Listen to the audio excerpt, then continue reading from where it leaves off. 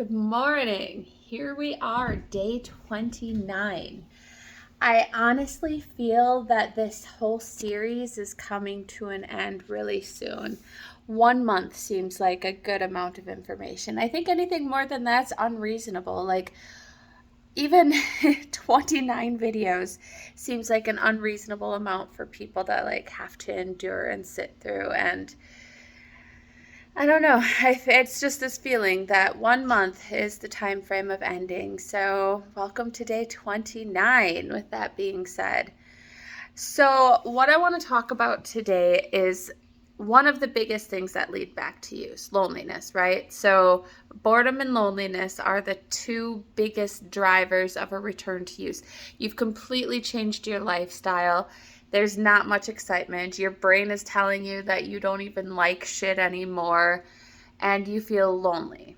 So, I really wanted to talk about the difference between loneliness and being alone, because we all need alone time. It's healthy. It feels good.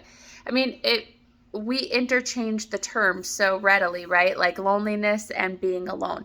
But we can be in a room full of people and still feel like the only person there, right? So what loneliness is it's you're missing, something's not being met inside of us, right? Like an emotion isn't being met, a connection to somebody else, intimacy perhaps. It's something that's not as physical as you being in a space by yourself. That's not what it is. It's deeper than that. It's a feeling. So if you find yourself feeling lonely, do a self inventory. Check it out. Like, what is it that I am craving right now? Is it, somebody physical? Is it somebody mental? Is it somebody to talk to, somebody to connect to, somebody to understand me? Like, what is it specifically that you're craving about it? Because I assure you, it's not going to be something as simple as I just want somebody else in a room with me, because that's just not that simple, right? That can still be completely annoying and not change the way we feel, and especially not in a positive way necessarily. So once we discover that we are lonely, we can do this inventory to figure out, all right, what is it that I'm craving? And then we can take the next step to alleviate it. How do I fix this? Do I call a loved one? Do I call a family member? Do I make plans with a friend? Do I go make a new friend? Do I take a walk?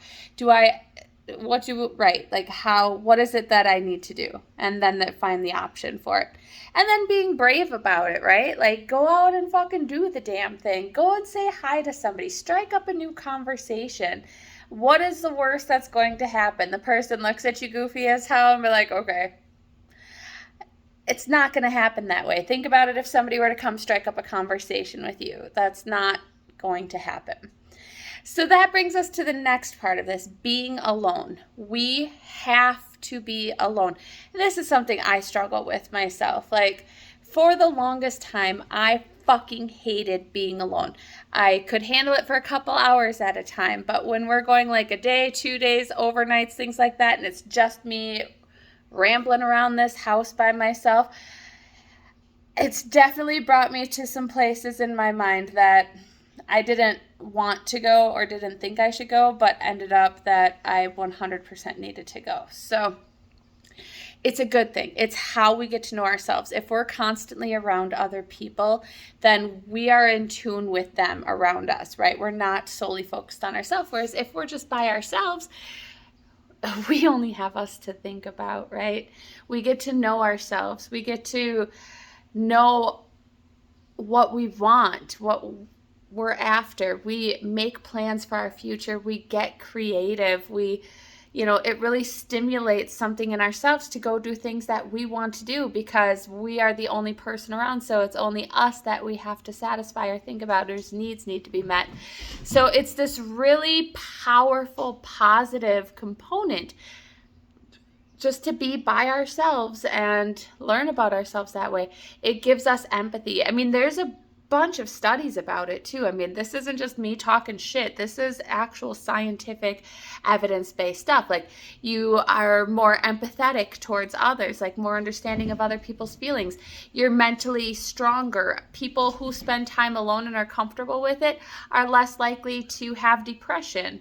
So there's this world, you're more creative, you can handle stress better, manage stress better. I mean, it's all of these components that are important in recovery, let alone anything else, like just being a fucking human, right? So being alone may be uncomfortable, but sometimes it's okay to be uncomfortable.